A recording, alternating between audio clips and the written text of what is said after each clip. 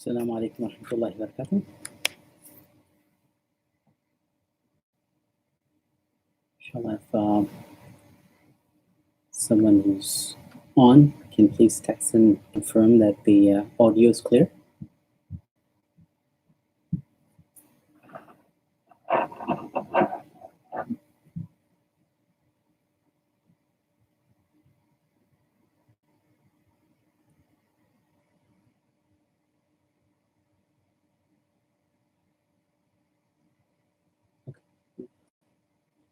Jazakumullah khair. Okay, mashallah, welcome again to another session of Emaan for the believing families. And we'll continue today as we did yesterday and the day before with some exciting stories, inshallah. So today's story is also a fairly common story, but it's, again, a very amazing and interesting story. Perhaps you've heard it before, but inshallah, you are going to hear it from a perspective where it has more details, inshallah.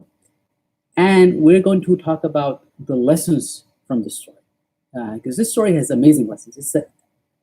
It's a very unique story. And the special thing about the story is it comes in the Quran and it comes in the Hadith.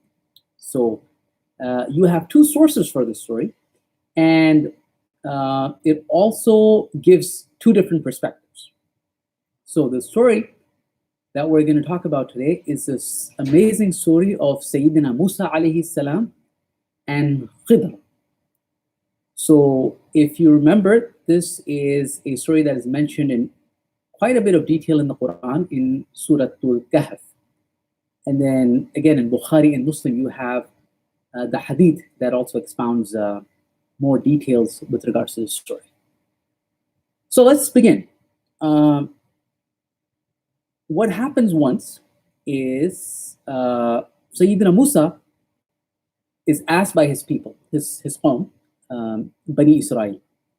And this hadith is, like I said, both in Bukhari and Muslim, and it is narrated by Sayyidina Ubay ibn Ka'b radiyallahu anhu. So Musa alayhi salam, he addresses and he's about to talk to his people, and one of them asks Musa alayhi salam, who is the most knowledgeable amongst all human beings, or who's the most knowledgeable in general? So Musa alayhi salam, obviously he's a prophet, and Allah subhanahu wa ta'ala, he's just not any ordinary prophet. Allah subhanahu wa ta'ala communicates with him directly. He's Kalimullah. So he says, I'm the most knowledgeable. And he wasn't trying to show off or anything like that. He was just saying the truth. Like, amongst everybody right now on the face of this planet, I'm the most knowledgeable because Allah subhanahu wa ta'ala gives me that knowledge. However, the reality, obviously, is the fact that Allah subhanahu wa ta'ala knows, is the most knowledgeable of everybody. He's the creator and he knows everything. So the expected answer from Allah subhanahu wa ta'ala was that Musa alayhi salam would attribute complete and absolute knowledge to Allah subhanahu wa ta'ala. However, at that point, he wasn't necessarily answering that question from that angle. Of course, Musa alayhi salam knew that Allah subhanahu wa ta'ala is the most knowledgeable of all, but he was mentioning that amongst the human beings right now, I'm the most knowledgeable. So when he gave the answer that I'm the most knowledgeable, Allah subhanahu wa ta'ala wanted to give him a certain lesson. And alhamdulillah, the reality is if he would have given the right answer, we would not have an amazing story right now to deal with. So in the grand scheme of things, in the plan of Allah subhanahu wa ta'ala, he was meant to answer that question in that way so that we will now not only enjoy a great story, but have amazing lessons derived from that story as well. So Allah subhanahu wa ta'ala told him that Musa, know that there is another slave of ours who has a certain knowledge that you don't have. So you claim to be the most knowledgeable, however, there's a certain slave of ours whom we have given knowledge that is more and more different and unique than what you have. So Musa immediately, number one, was shocked that there's somebody else who is more knowledgeable than he is, or rather has a different kind of knowledge than he does, and he immediately wanted to learn. So Allah subhanahu wa ta'ala then directs him to where to find this person. And Allah ta'ala tells him and inspires him that he has to travel and he has to go to a land where there is the meeting of the two seas. Now, the ulama discuss where this could have been, and there are a couple of places that they have. Some say it's the Red Sea, some say, it's in other places, but nobody knows for sure. But in the Quran, it mentions that that is the place where the two seas meet. So Musa alayhi salam then takes on a young servant. His name is Yusha bin Nun, and he accompanies him, and they both embark on this journey. So while they're going to go, they basically take a basket or some sort of a utensil, and they have a fish in it. Now, there's a debate whether this fish is alive or this fish was dead, but the dominant thought is this fish was for their travel. It was a fish that they had cooked, perhaps, and they wanted to eat. That was basically their lunch, dinner, snack, whatever, throughout the journey. So as they were traveling, there was one sign that was going to happen. That something with this fish was very unique, where this fish is going to come to life and it's going to do something unique. And when it does that, that's the point where they're going to meet this person, Khidr, that Allah subhanahu wa ta'ala was talking about.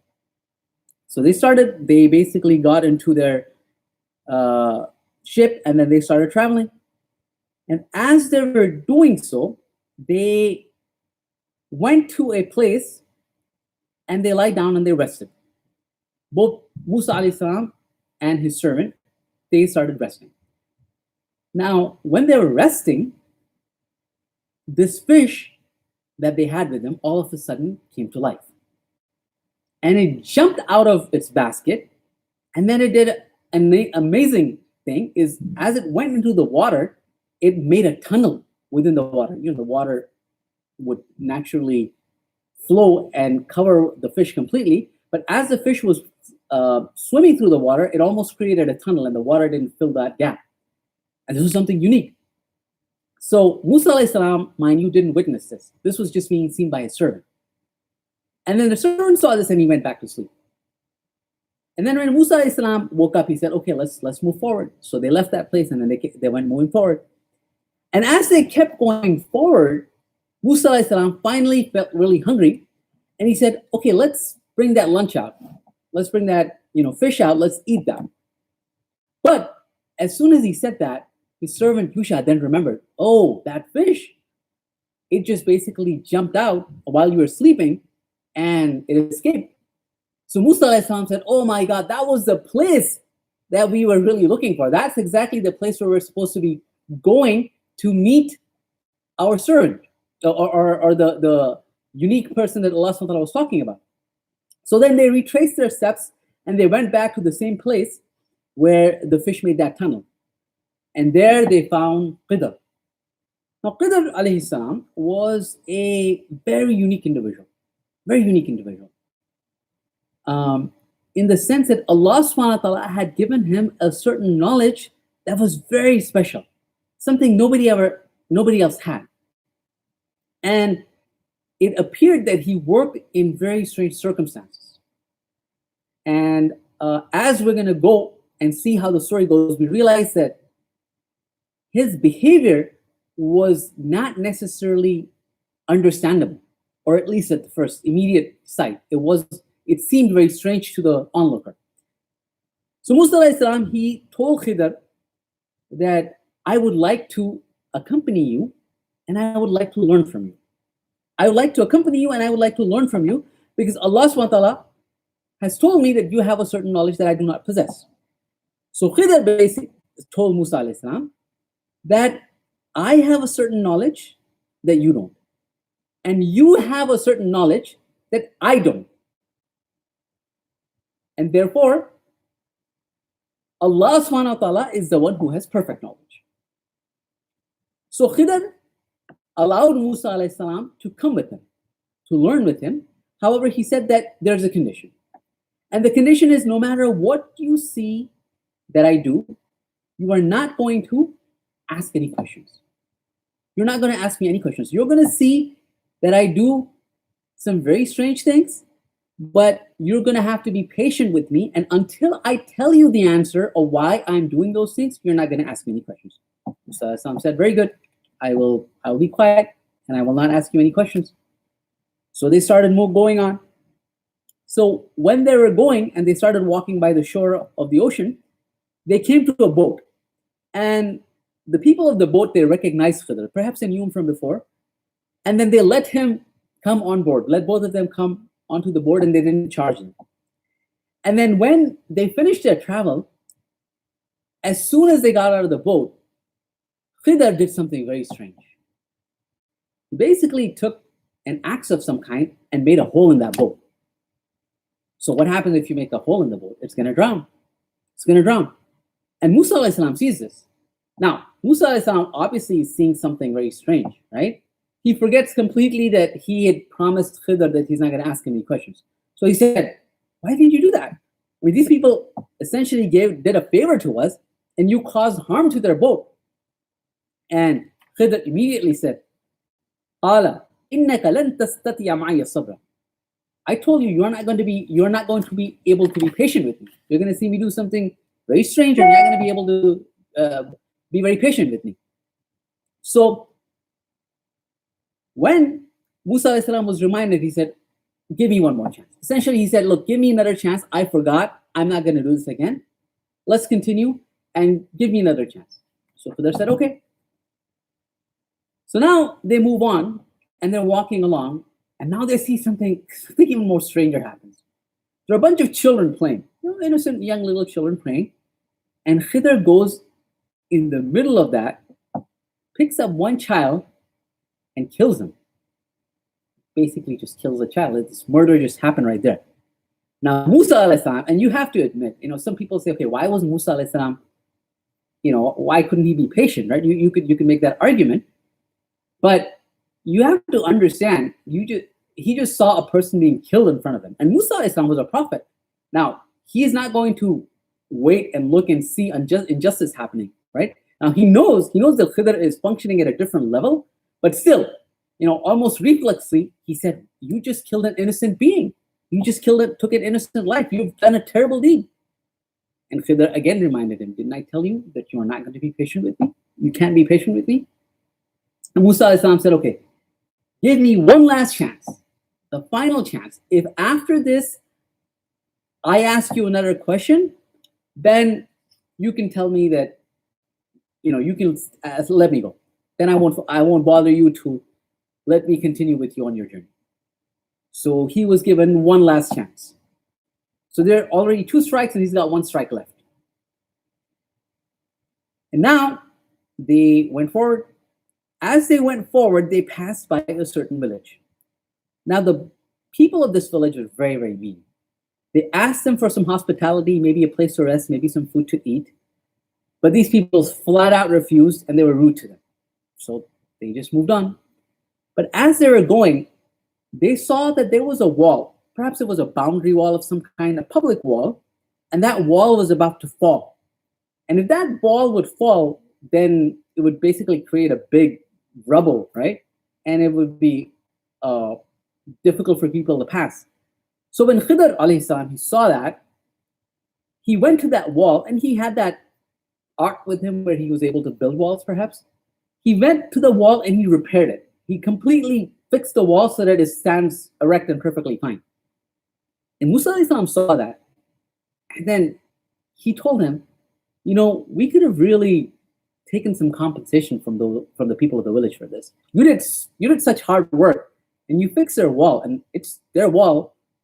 It's their job to fix it. We didn't really have to fix it, and we could have really gotten some benefit out of it. We could have asked the people to pay us, or maybe we could have asked for some food or a place to rest for the night.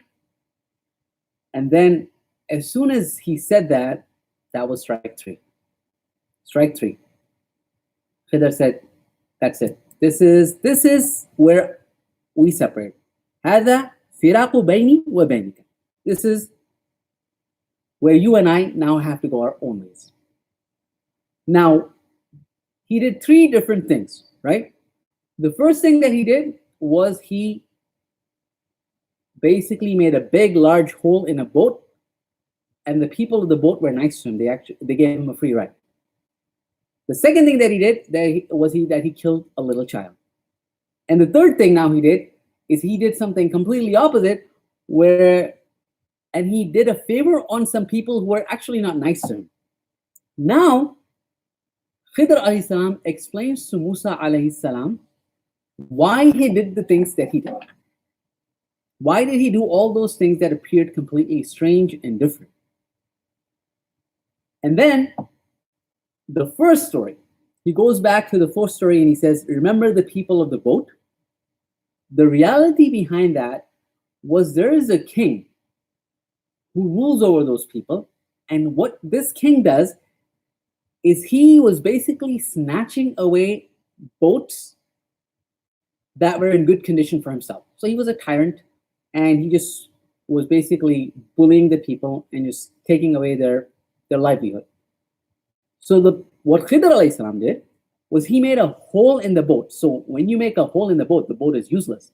So when the king would come, and then the king's soldiers would come and they would see that this is a boat that is worthless, they would just let it go. And then the people of the boat can later on fix that hole. It's not going to be too difficult to fix, and then they can use it. So in reality, even though he made a hole in their boat, it was for their own benefit. That was the first story. That was the explanation of the first story. The second story, or the second thing that happened, was that he killed the innocent boy. Now he explains to Musa alayhi salam, why did he kill the boy? The boy's parents were very righteous people. They were very righteous people. And Allah subhanahu wa ta'ala knew that this child is going to grow up and he's going to be a very evil person. And he's going to cause his parents, he's going to be very rebellious, and he may even cause his parents to lose their faith. And the plan of Allah was to replace this child with a better child. So Khidr alayhi salam, on the command of Allah, remember, he didn't do any of these things that he did on his own account. Whatever he was doing, he was following the command of Allah subhanahu wa ta'ala. On the command of Allah subhanahu wa ta'ala, he killed this boy. So that was the second incident that happened. And the third thing that happened, where he built the wall and essentially did a favor on the people of the village, the reality was underneath that wall was the treasure. There was a gold treasure underneath that wall, and that belonged to two orphans. And the orphans were obviously little children who didn't have a guardian, and they were powerless. So if the wall would have fell, the people would have dug underneath that wall and they would have found the treasure. And obviously they didn't treat Musa alayhi salam and Khidr very well, so they knew that these people are not going to be in any way just and equitable. So by making sure that the wall didn't fall, he actually protected the treasure for the children. And when the children were going to grow up, the children knew that there was a treasure down there. They would be able to dig and then take it up and then use it as they want to. And one of the things that mentioned in the Quran is the father of these children, or perhaps the forefathers of these two orphan children, were very righteous. So these were the three reasons why Khidr did what he did. In spite of the obvious appearing extremely strange and at times unnerving, the reasons why he did that was for the greater benefit and good. So now we come to the lessons of the story. It's an amazing story, obviously very, very different, very, very strange. And this story has multiple lessons. The first lesson is the lesson of humility. When Musa alayhi salam was asked a question about who is the most knowledgeable, what he needed to do was he needed to attribute it to Allah subhanahu wa ta'ala. At that point, again, as we talked about initially, that he wasn't thinking to answer the question from that angle. And if he would have answered the question correctly, we wouldn't have the story. But whenever there is a time where it may be that something that we possess, some unique characteristic that we possess, may be shown out to people, and it could be a source of pride for us, what we need to do is we need to be humble. Now, there's a caveat to that. You shouldn't be humble in a place where you are needed, right? So for example, you know how to fly a plane, and you are a passenger in the plane, and something happens to the pilot. The pilot faints. Let's just say the pilot goes unconscious, right? And there's an announcement in the plane. Can anybody who knows how to fly a plane come in and help save our lives? But you decide, oh no, I don't want to tell people that I can fly the plane. I just want to be absolutely humble.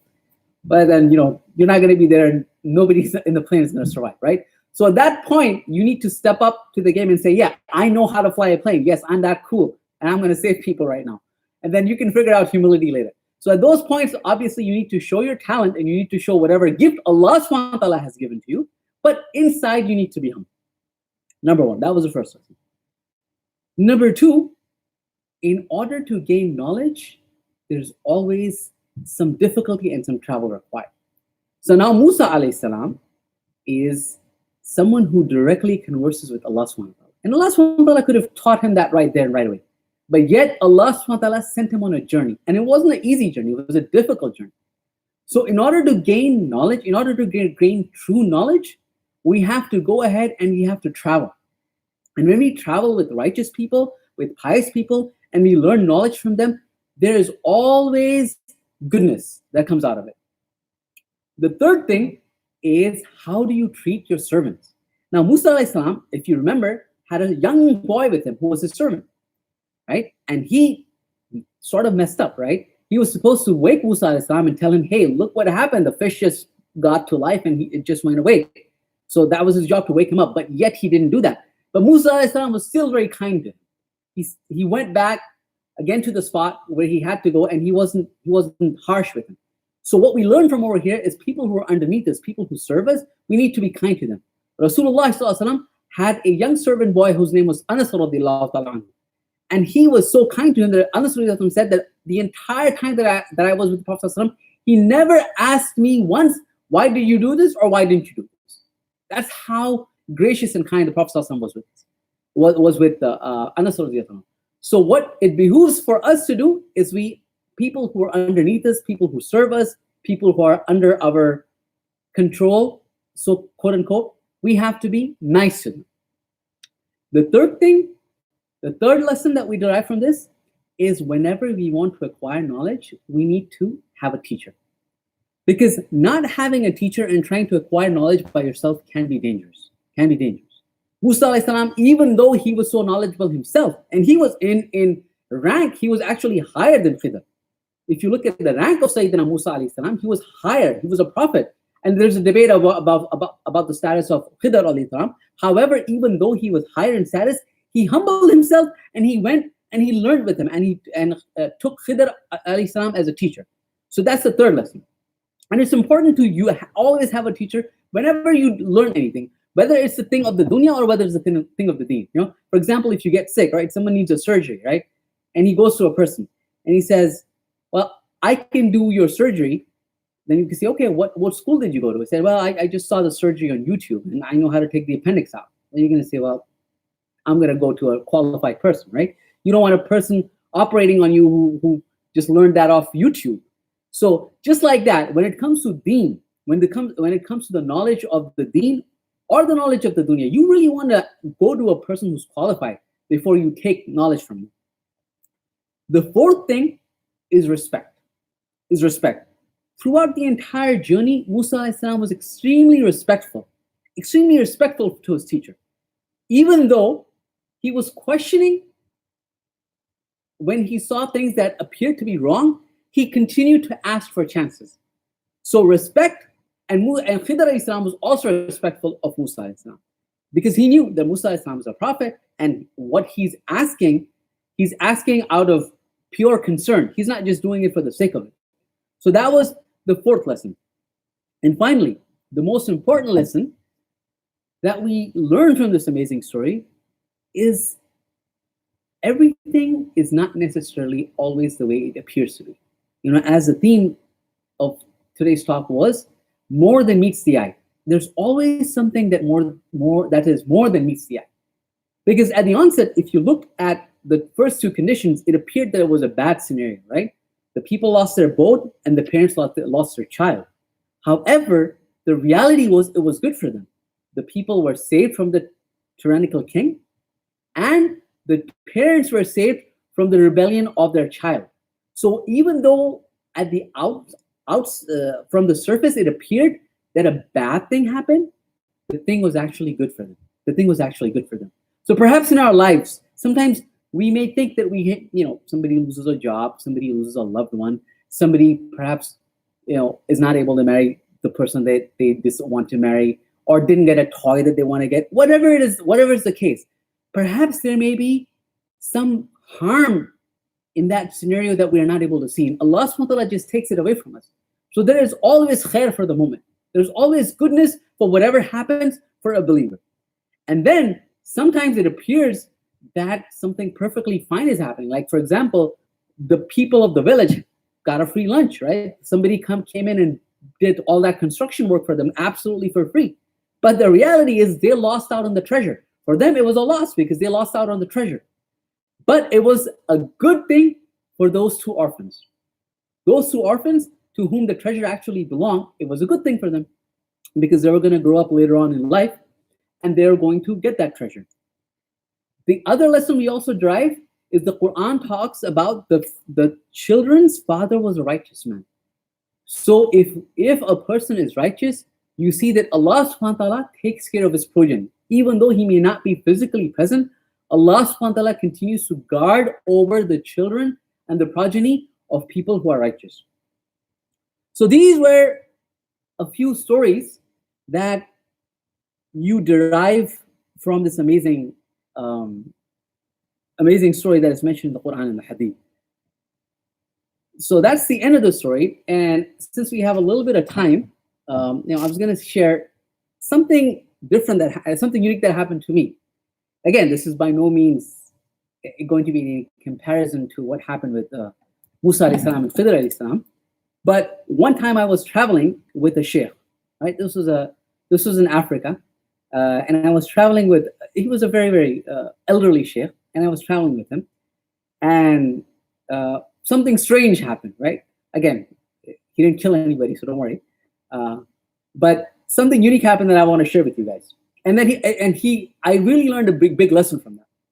So when we were traveling, we were basically headed towards the airport, and as we were headed towards the airport, the goal was we reach the airport and we pray Maghrib because we already prayed Asr and we were going to pray Maghrib when we reached the airport. But when we were traveling, there was a huge traffic jam. It was a huge traffic jam.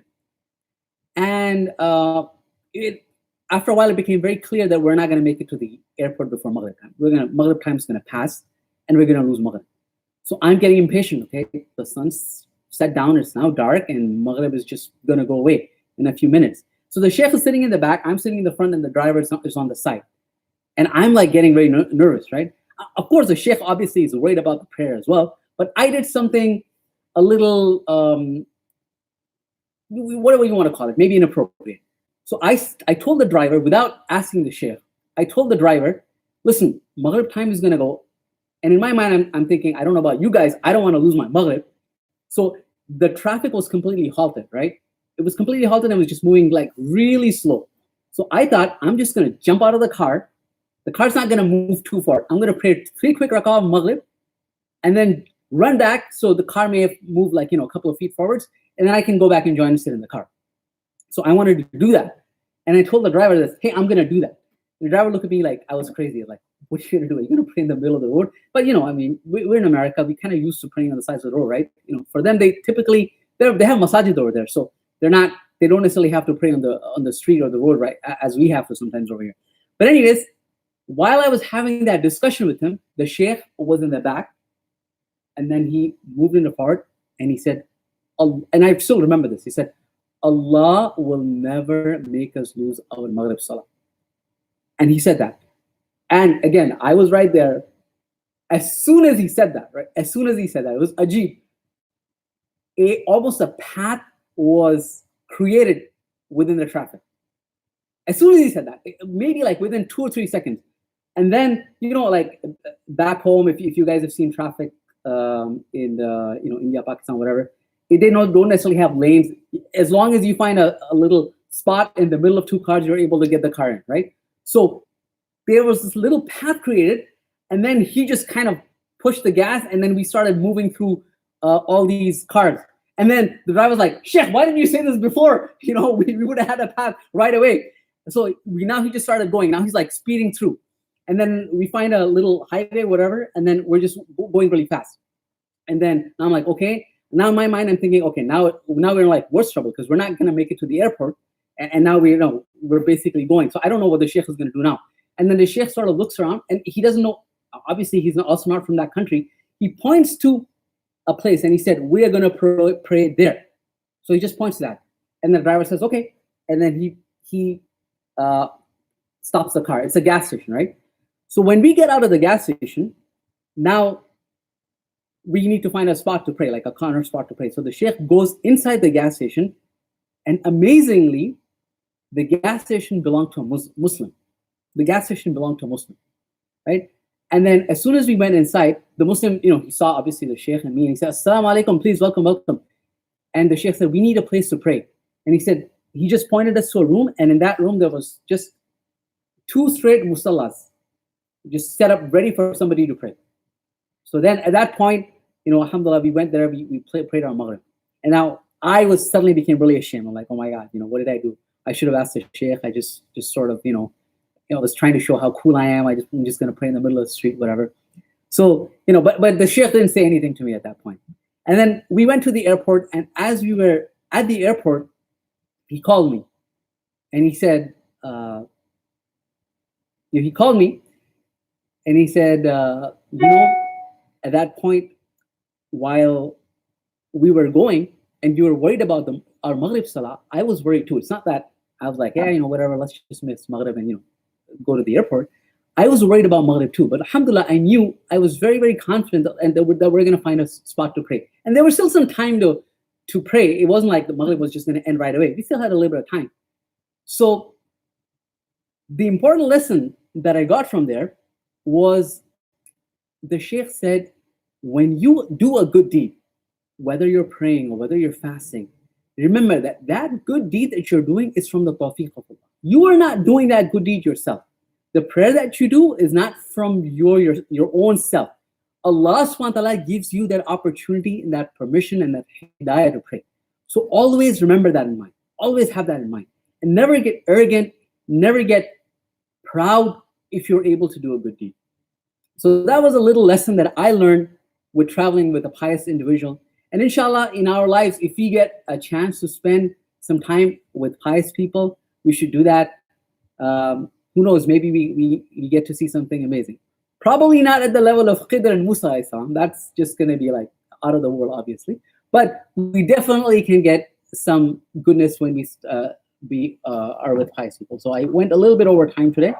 So inshallah, we will continue with our stories. Now we're going to have a little break over the weekend. The Saturday and Sunday we won't be having a session, and inshallah we will reconvene on Monday, same time at 7:30, and then we'll continue to do all the way till Friday, the weekdays, inshallah. So until next time, inshallah, may Allah subhanahu wa ta'ala keep you safe. Please continue your ibadahs, continue your tawbahs. May Allah subhanahu wa ta'ala protect the Muslimin and the entire humanity from the crisis that we're going through. And inshallah, until next time, Monday 7:30. May Allah subhanahu wa ta'ala make us meet again. Wa akhiru da'wana alhamdulillah. Jazakumullah khair. Assalamu alaikum wa rahmatullahi wa barakatuh.